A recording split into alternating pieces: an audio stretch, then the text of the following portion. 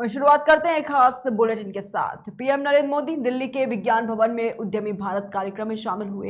इस दौरान उन्होंने राइजिंग एंड एक्सलरेटिंग एमएसआईएमआई परफॉर्मेंस योजना, पहली बार एमएसएमई एक्सपोर्टर्स की क्षमता निर्माण योजना और प्रधानमंत्री रोजगार सृजन कार्यक्रम की नई सुविधाओं का शुभारंभ किया।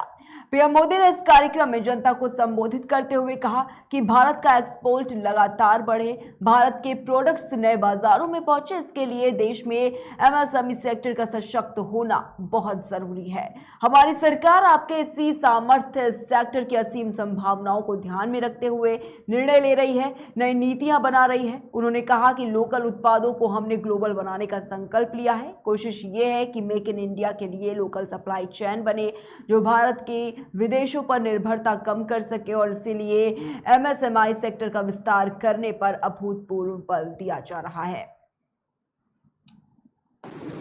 बचपन से एक श्लोक सिखाया जाता है और ये श्लोक हम सबने सुना है, उद्यमेन ही सिद्ध्यन्ति कार्याणि न मनोरथै। यानी उद्यम करने से ही सिद्धि मिलती है, सिर्फ सोचते रहने से कुछ नहीं होता।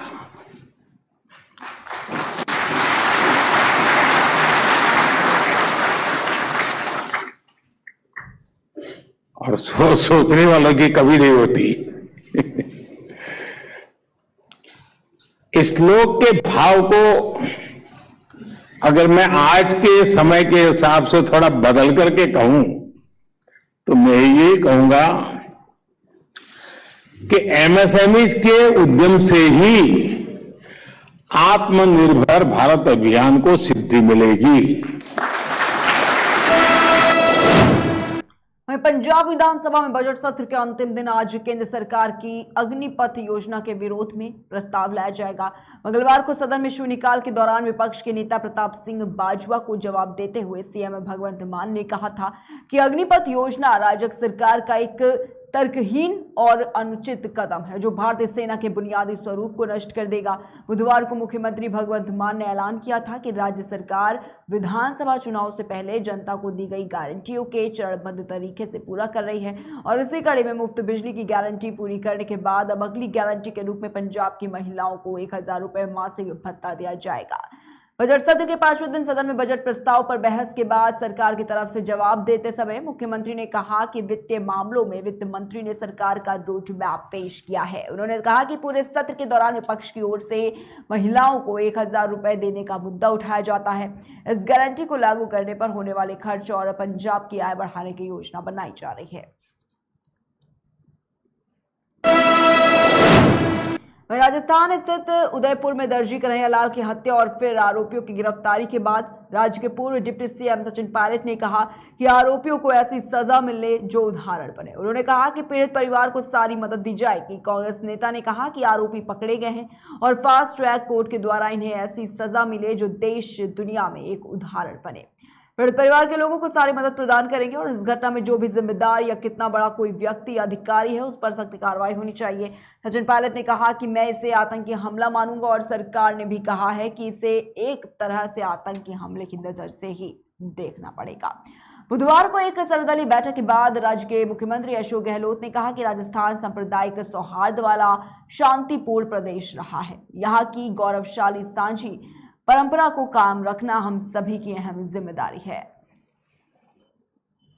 इन लोगों ने इंसानियत की सभी सीमाएं पार कर दी। इस प्रकार की हत्या करना और जिस तरीके से इस पूरे हत्या को अंजाम दिया है उससे सबकी रूह हिल गई है और मैं समझता हूं कि वो लोग पकड़े गए हैं।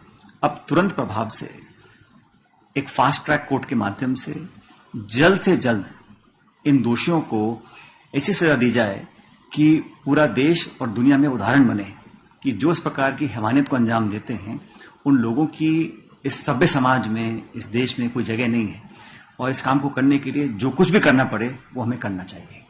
सर, पुलिस भी कह रही है कि कहीं ये लोग 2014 में पाकिस्तान भी होके आए हैं, उनके लिंक जो है इंटरनेशनल लिंक्स हैं और इन बात की जांच कर रहे हैं, एनआईए भी इसकी जांच कर रही है, इसको कैसे आप देखते हैं? इसकी पूरी जड़ में जाना पड़ेगा। इसके लिए टीम गठित हो चुकी है और मैं समझता हूं क्योंकि इसमें नाम पाकिस्तान से जुड़े संगठनों का भी आ रहा है और इन दोनों के बारे में बहुत डिटेल्स अब निकल कर आ रही हैं, लेकिन क्योंकि घटना कल हुई है, बहुत दर्दनाक घटना थी और ऐसा शायद ही पहले कभी हुआ हो और मुझे दुख इस बात का है कि राजस्थान में घटना हुई है, लेकिन देश के कहीं किसी कोने में हो सकती थी।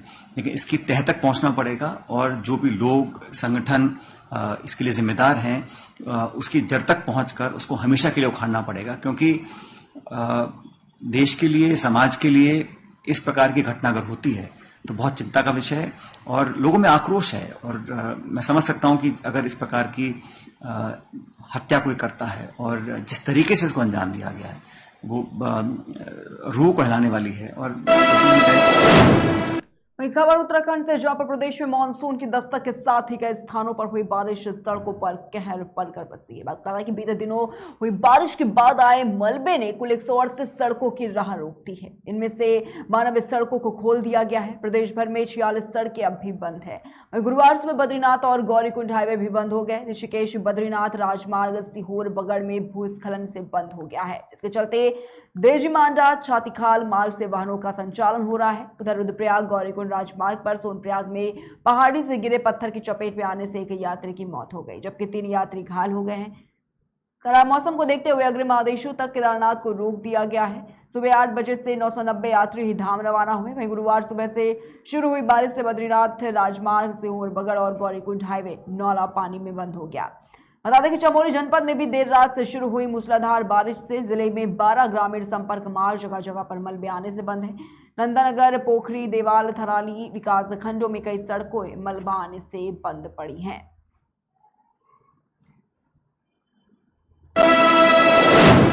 देश में कोरोना मरीजों में आज बड़ा उछाल देखने को मिला। 130 दिन बाद बीते 24 घंटे में 18,819 नए कोरोना मरीज मिले और 39 मरीजों की मौत हो गई।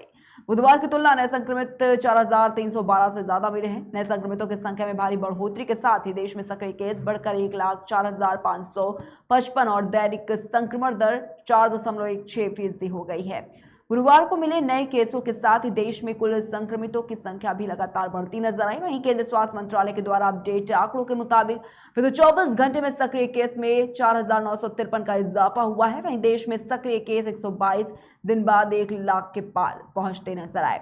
बुधवार को 14,506 नए मामले सामने आए। ये मंगलवार की तुलना में करीब 25% ज्यादा थे। वहीं बुधवार को 30 मरीजों की मौत हुई थी। गुरुवार को बीते 24 घंटे में 39 मौतें हुई और कुल मौतें बढ़कर 5,25,116 हो गई हैं। वहीं कुल केसों में सक्रिय केस की संख्या जो है वो 0.24% है। कोरोना से ठीक होने वाले की अगर दर की बात करें तो 98.55% और मृत्यु दर 1.21% रही है। वहीं देश में अब तक 4,28,22,493 कोरोना से उभर भी चुके हैं। वहीं अब तक 197.61 करोड़ केस जो है वो दर्ज किए जा चुके हैं।